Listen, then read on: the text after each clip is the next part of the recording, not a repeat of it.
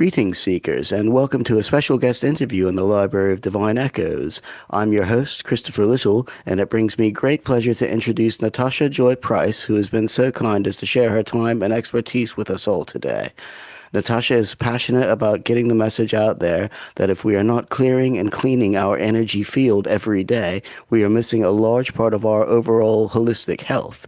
Natasha has studied energy healing over the last 20 years, qualifying in many modalities in the search for understanding of our energy field, including a master's in parapsychology. She now offers individual sessions in theta healing, compassion key sessions, and soul continuum healing, has written two books, and has presented her podcast, Balm to the Soul, for the past 5 years. Natasha's latest book is her first novel, The Red Magus, which is available on Amazon and Barnes& and Noble, the main theme of which is past life regression. So yes, hi Natasha. Thank you very much for joining us. It's a great pleasure to have you here with us today. So thank you for taking the time out to run through a few bits and pieces about your expertise and your experience with us. So yeah, to start, you spent 29 years working a 9 to 5 as a property solicitor, a very grounded, structured world. How did you navigate the dual life of corporate law and exploring energy healing, and what eventually led you to merge these paths and create Dandelion Therapies? Well, first of all, thank you for having me. It's You're lovely very to welcome. be on. And I love the name of the podcast. Thank you. That really sings to me. Um, right, I never merged them, to be perfectly honest. Okay. They always ran side by side. Law is it's quite a competitive, it's quite stressful, it's quite anxious world. And energy healing was my hobby for a long, long time. And I did try and merge them, and I at different times, and it just didn't work. They were just so different worlds. I mean, now there is some mindfulness coming into the law work, and there is more focus on that. But when I first started, there was nothing. Um, and I kept questioning why, what am I supposed to be doing? Am I supposed to be merging them? And then in the end, I left them as running side by side. And I came to the conclusion that really the energy healing and the spiritual side that I was delving into balanced me out. It kept me calm and balanced and centered. And that enabled me to stay in the law.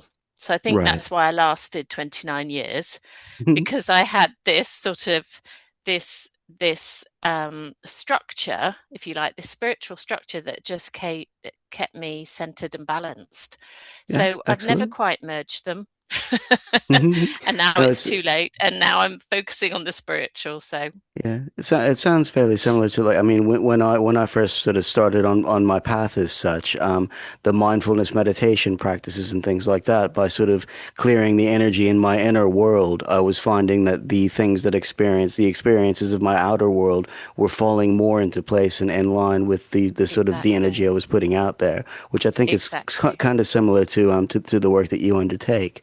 Mm. Yeah, so I mean, you've started with a degree in geology, converted to law, and even hold a master's in parapsychology. So how has this diverse academic background shaped the way you approach and understand the energetic and spiritual realms? Well, I think it's a very unique category. I think I'm just the only one in that category with law and, parapsychology and geology.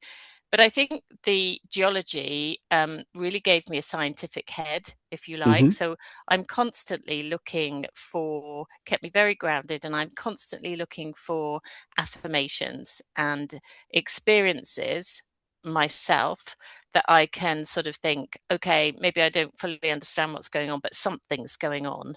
So Mm. that was the way that I was able to sort of navigate.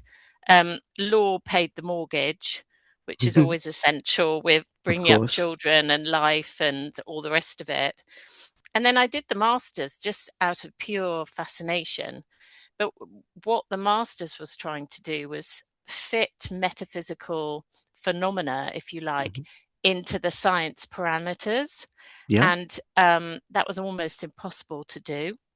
Mm. And I came to the conclusion that they needed to widen their parameters. because if it didn't fit into the parameters, they don't recognize it, Of which is why course. there's a bit of that friction that always goes on. Mm. Um, but it was fascinating and it was interesting, and it gave me a science head, if you like, so that I could think, okay, what's happening here?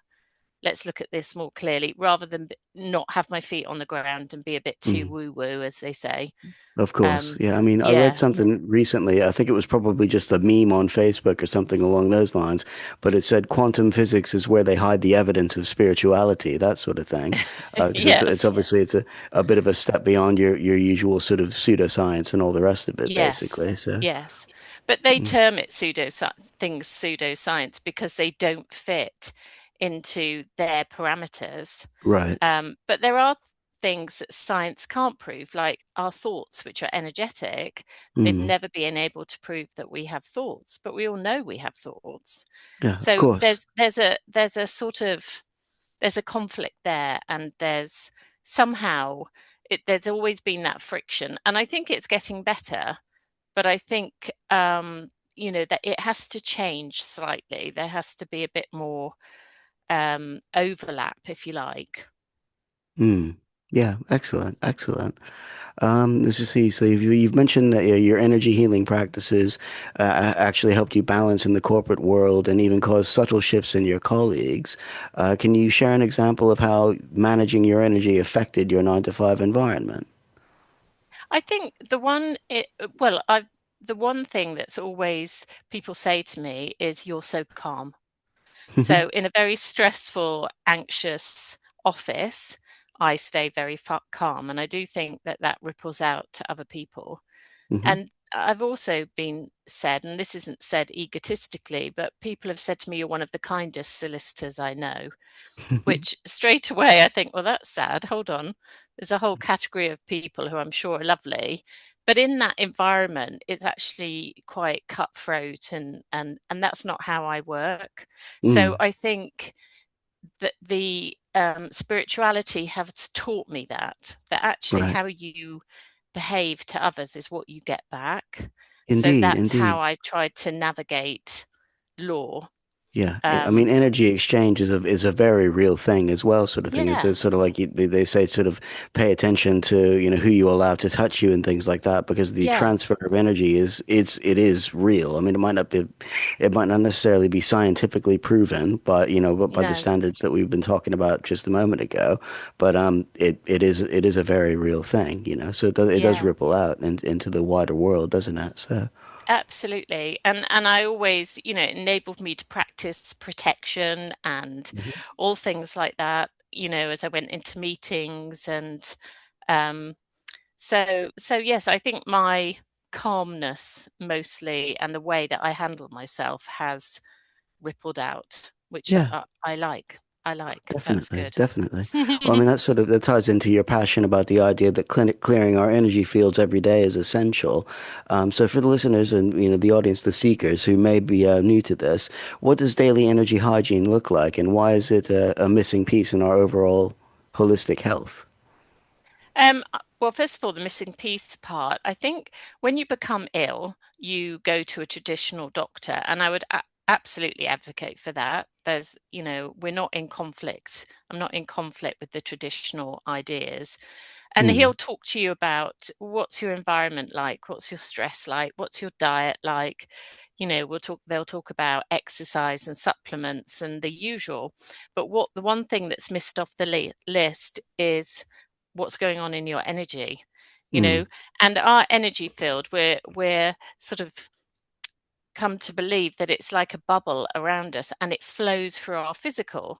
So, whatever's in our energy field, whether that be negative emotions, beliefs, perspectives, if you want to include past life information as well, our energy bubble is packed full of information about us, our experiences, our traumas, and that is flowing through our physical. So, to me, if we're not looking at that, and we're ignoring it, then we are missing a big piece of the puzzle. And I wonder hmm. if that's why, some people just can't get answers to what's going on, because they're just not looking at at the energetic, basically. Mm. Yeah, yeah. So I mean, that's it's a whole sort of realm as such that's not being taken Yeah. consideration of in a Yes. lot of cases. So Yeah, definitely, exactly. definitely. Mm. So over the last 20 years, you've studied numerous modalities, Reiki, Theta healing, compassion key sessions, and more. So for someone seeking self-improvement, how do they know which type of healing is right for them? Is there a way that a simple method by which we can identify what's lacking in our energetic health as such? I think it's whatever resonates with you, Hmm. basically.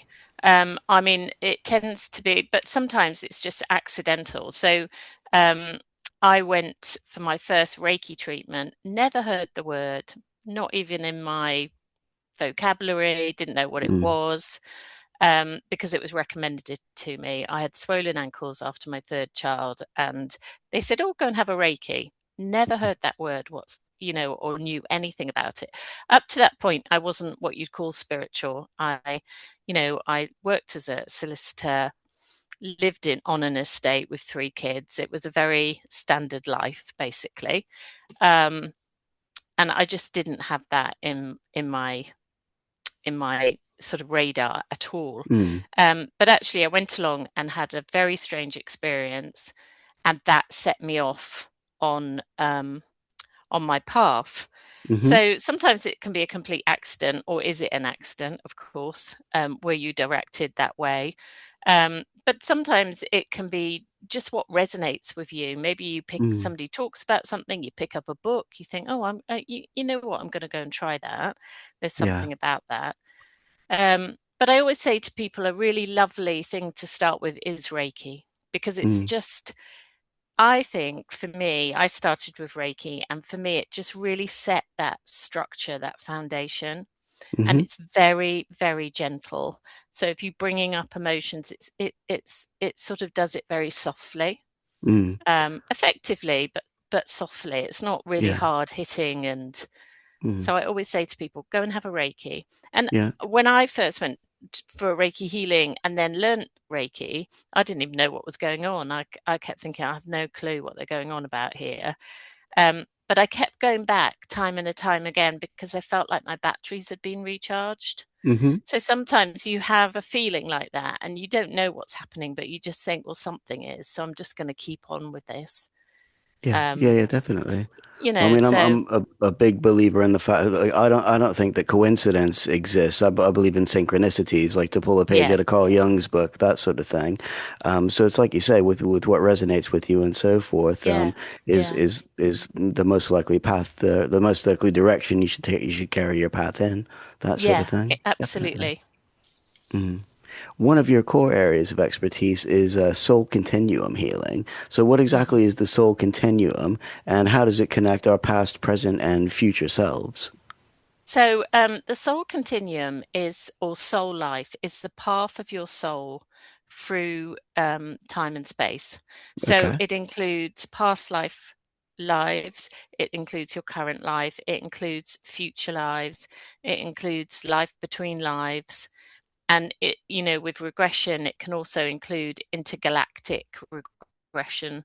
Lots of people are into that, seeing what planet they used to be on, because um, Earth is not the only planet that we can incarnate onto. Mm-hmm. So it's sort of the whole path, the whole overview. And using hypnosis, we can go to any part of that.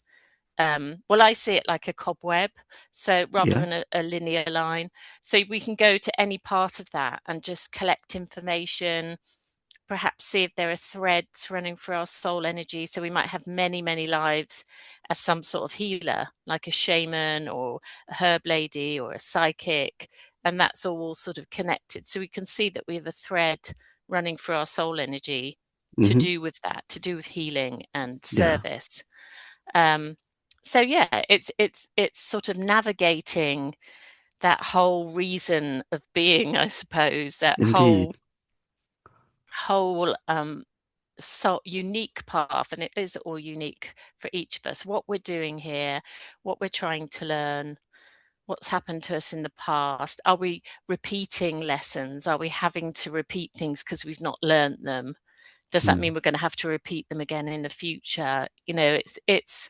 It's all those different themes, but it's fascinating when you start looking at it in that way. Indeed, it sounds really interesting. I mean, and that sort of touches on the next question because we're talking here about sort of moving around our soul continuum to clean our Yeah. energy, to discover, past lessons that we haven't learned, things that we need to learn moving forward, and sort of discovering or putting a pin in what our sort of purpose is. I mean, one of my things Mm. is that I think the purpose of, not to be sort of wishy-washy about it, but the purpose of life for me is to give it purpose, that sort of thing, and Mm. it's along the lines of what resonates with me is it raises my vibration, it brings me joy, but it brings me joy because that's the direction that my soul wants to be heading in, that kind of thing. Yeah. With regards to that, though, I mean, how do we access the continuum? You mentioned hypnosis there, but what kind of profound information or blocks can we uncover when we do access the continuum? So the way to access the continuum is through hypnosis. Hmm. So like past life regression sessions, or I think if you can also do it through meditation. If Hmm. you're very Okay. skilled at meditation and you get to a deep enough relaxed Mm. state, you can pick things up. You can also pick up quite a lot in your dreams. Mm. I think your dreams are a communication with your soul energy, and Mm. it's guidance and perhaps a warning sometimes, and trying to just keep tweaking your Yeah. route and what you're doing, sort of thing. But there's all sorts of information. A bit we've covered a bit of it, but like maybe a client will come to me with a stomach issue that they Mm. can't seem to do anything with. So um, we'll do a past life regression, and we might go to a life where they starved to death for whatever reason, whether that was poverty, whether it was because they were imprisoned or held somewhere, whatever the details are. And then in the past life regression session, we'll take them past the death point and have a look at the thoughts and emotions that they died with, which Mm. they possibly could have brought back into this lifetime. And it might be what's stirring things up again.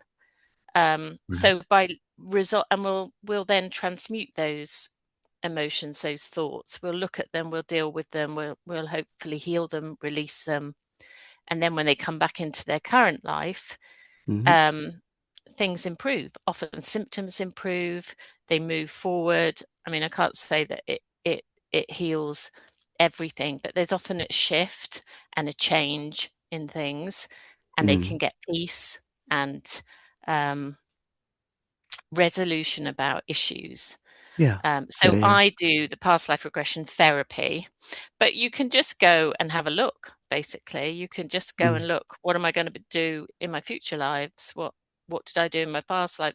Mm. I mean, the list is endless. You can go into It's your. I'm sorry. Sorry, Yeah, I it's was it's, just it's, going to it's, say. it's no, go ahead. I was just going to say you can pick something like go into your life where you reached your highest potential.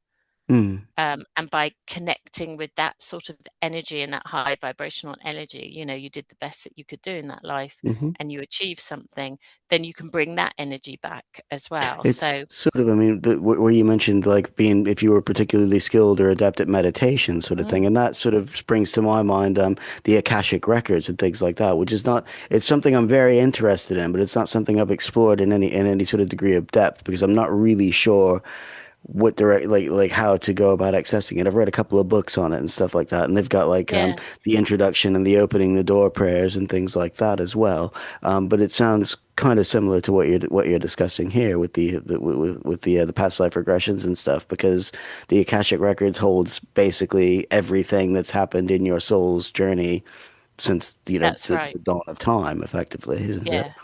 Yeah, Mm. I'm not an expert in the Akashic records, but yes, I think there are quite a few YouTube meditations that you can try accessing that sort of information. But Hmm. you can just do a general meditation and ask for some information about whatever it is you want and just Mm. see what comes to you, Yeah. whether it's visual, whether it's just a thought comes into your head, you can work with your subconscious, your higher self in that way, Hmm. and look for guidance in that way. Yeah, that's definitely something Yeah. I'll likely explore. I'll take that Yeah. away with me. Um, so I mean, yeah. So looking at your first book, Freedom of the Soul, was a proactive workbook. Your newest release, The Red Magus, is a novel centered around past life regression. What made you transition into fiction, and why is storytelling such a powerful vehicle for spiritual themes? I'm not sure why I decided to write a novel, to be fair. I've always enjoyed writing. That's another thing that I always used as a way to keep calm and to Hmm. de-stress, if I was having a hard time. Um, I think what happened was, and I'm sure I channeled this first scene, but I sat down to do some writing, just, um, to get a bit of peace, really. And this scene evolved, and it's like halfway through the book as it is now. And I looked at this scene and I thought, what do I do with that? What on earth am I going to do with that? So slowly I developed a story around it, and the book evolved. So I didn't Right. write from what the first page to the last page. I sort of did a spiral, and it Yeah. was just the process. Um, but I think what I realized and halfway through that I could teach people about what I do. So the storyline is about a young mother that goes for past life regression. Hmm. She's having a hard time. She has a sort of an acquaintance who knows a bit about it, who's a therapist. She goes along, and she starts to see things that makes her believe that her husband is not being particularly nice to her in this lifetime. Right. Um, so she starts to try and piece that together. So what I could do was write about a past life regression session and sort of Hmm. tell people what happens in a past life regression session, but in a way that people can just take it on board, even if they don't. They could take it as a story, or they could take it as truth. So Right. it's sort of it's many layered, if you Mm. like. So I added all sorts of spiritual themes, and I just think, if you layer it like that, it does become a bit. It's teaching, but it's teaching in a non-teaching way. It's Right. teaching Yeah. Yeah. by telling people a story, which the ancients have done Oh, for definitely. thousands of Well, you, years, you look haven't at like they? Socrates and Plato and the Yeah, famous ancient philosophers and things like that. They were all yeah, storytellers in and yeah, of their sort of their very nature, that kind of thing. yeah. Um, And well, and people can take whatever they want to take at mhm. whatever point they're at, sort of Of thing. course. Yeah, yeah. Yeah. Excellent, excellent. You host the Balm to the Soul podcast, which now has Yeah. over 150 episodes. Hmm. And as a fellow podcaster building a library of divine Yeah. echoes for listeners, what's the most surprising lesson you've learned from holding space for other spiritual practitioners? I think that a lot of my people who come on, the guests that come on, my podcast is mainly about energy healing and spirituality, Hmm. but we are all bringing a very similar information. It's almost like they all the guests come at like sort of a different 360-degree round a circle, if you know what I mean. And there's Hmm. so many people that we're all have come to the same conclusion, but in slightly different angles, slightly Yeah, different yeah, yeah. tangents, if you like. And everybody's so passionate about what they do. Um, Mm. and I think that there's a real push for alternative information. There's a real Hmm. push for um, something different with Yeah. people. And the fact that we're all pushing in the same direction, I think is really powerful, actually. It comes along the lines of, I mean, like looking at a lot of the sort of the beliefs, looking at going to hermetic principles and things like that. But we Mm, are the universe. I mean, I personally, and it's not to sort of to preach or anything like that, but I believe God is a metaphor for consciousness, and that the mm, world religions, as you've quite rightly just put it, it's telling the same story, but from multiple mm, different perspectives, and mm. that's kind of the thing, because we are consciousness experiencing itself through multiple lenses in unison, that kind of thing, Yeah, which again ties into this. I mean, coming back to that word synchronicity, so we're yeah, all drawing similar conclusions, but from a slightly different perspective, which is, yeah, yes, that speaks worlds volumes for me because I mean, yeah, that's kind of at the core of my practice, basically. yeah. And Um, I've believed for a long time there's lots of different energy mm, therapies, but I believe they all source from the same place. It's yeah. just like slightly different vibration. It's like just Mm, turning the dial slightly and they yeah. bring in the same place. So Hmm. yeah, I'm with you on that, definitely. Excellent, excellent. So say I've come across you've got a love for trees, and I've read that you probably in your bio about dreaming about buying a field to rewild. How does our connection to nature and the physical earth anchor to our spiritual energy from your perspective? I think it's essential. If you think about it, we are on the same plane as trees and on Earth, and we don't ever move off that plane. Mm, So we are part and parcel of nature. We yeah. need nature. We need to be grounded. We're electrical circuits and we need to touch the earth. We need the trees. They give us oxygen, they take away CO2. There's so much else. They give us wood, they give off compounds that's good for our mental health. Hmm. They provide habitats. They sort of keep the soil together so that it doesn't all wash away. I think there's more to trees than we have discovered so far. Mm, There's so much more information coming out and how trees communicate between each other. And if a tree is struggling in a group, they will send nutrients through the ground to them. mm, I mean, really, really special. And then when you look at the ancients, like the Celtics, um, they absolutely adored trees. They oh lived, yeah, obviously, it yeah. was much more forested when they lived, but they became part of their world and Mm, they believed they all had a different frequency. They gave a different symbol to them all. And those symbols became our alphabet, our first yes. writings. Yeah, I mean And the Celtic pantheon is one that I've looked into quite a bit, sort of thing. And mm, uh, I'm not a practicing druid as such, but druidry is something that I definitely resonates with me in a big way, yeah, sort of thing. And it's even coming back to like things like knock on wood. One of the things that I've read is sort of like when you knock on wood, what you're actually doing is calling upon the spirit of the respective tree to provide assistance or guidance or whatever else, that kind of thing. yeah. Um, And if we all have an energy field full of the information about us, what's mm. to say trees don't have an energy Oh yeah, field of course. full of the I mean, information about they're them? You living know, organisms just like we yeah, are at the end of the day. yeah. Yeah. And we need them. I think we need nature. Obviously, we eat it, we Mm, grow it, we hopefully live within it. But I think we are part and parcel of it, of mm. the same thing. And Yeah. we just put too much weight on humans instead of putting a bit more weight on nature. Yeah, But yeah, yeah. Well, I mean, yeah, that's the ego for you, isn't it? Unfortunately, it's yeah, one of the things absolutely. we're blessed with is the ego and the An super ego. ego and all that sort of stuff. Yes, yeah. But I Mm, would love to buy a field near me. I live in a very rural area surrounded by fields, and I'd love to buy a bit and just grow Suffolk species, mm, Suffolk trees, Suffolk weeds. Then you get Suffolk butterflies coming back. That would be my dream. mm. Excellent, Maybe excellent. one Well, day. yeah. Hopefully, you'll get some success with that as well. That'll be Yeah, great. yeah, Um, so, I mean, if a listener wanted to start to clean their energy field right now, what's one simple foundational practice they can incorporate into their routine today? I mean, we've mentioned meditation and things like that. Would that be yeah, the sort of yeah. direction you would guide people in? Yeah, absolutely. But even simpler than that, I would say to people, our thoughts are energy. So just watch your thoughts. Mm, Start catching yourself when your thoughts start going downhill and become quite negative. yeah, I think that's called your Shemper point, where you have a thought and it just sends you on a downward spiral.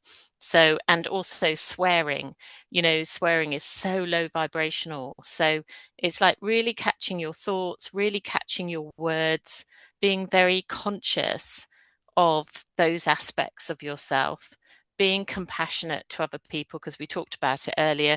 What you hmm, give out, you get back in, of you know, course, and work on those really low vibrational emotions. If you're full of anger, then go and see someone and sort that out and get some help for it, because of there's always course. going to be a root cause. nobody is blaming anybody, but we've all got to do that work on ourselves.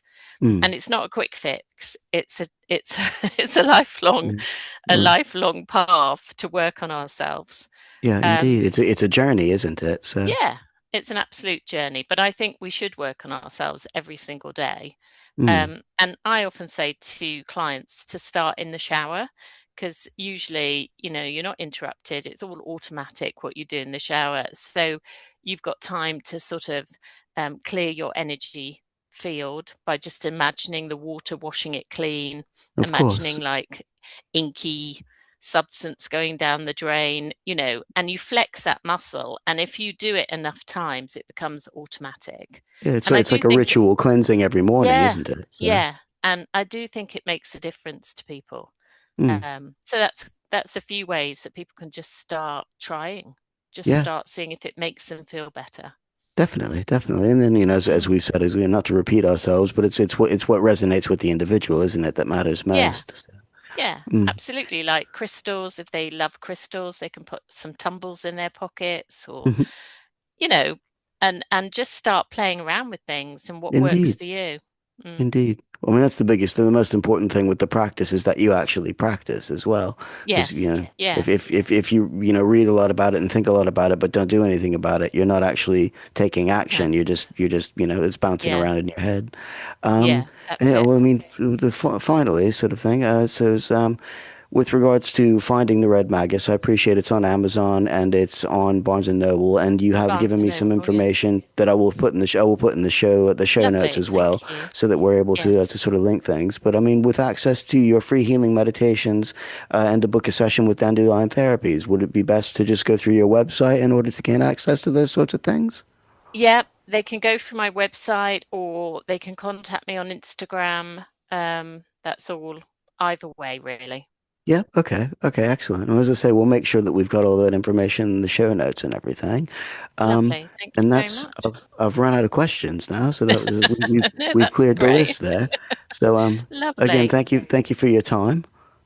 Oh, no, it's It's been a been a real pleasure. pleasure. Lovely to chat to you. And as I say, we'll get this up on the YouTube channel, and then I'll do an audio version of it for the RSS feed as well, sort of thing. So it'll be available on Okay, multiple platforms. fabulous. And yeah, once again, thank you for your time. I'll stop the Oh, no, recording now.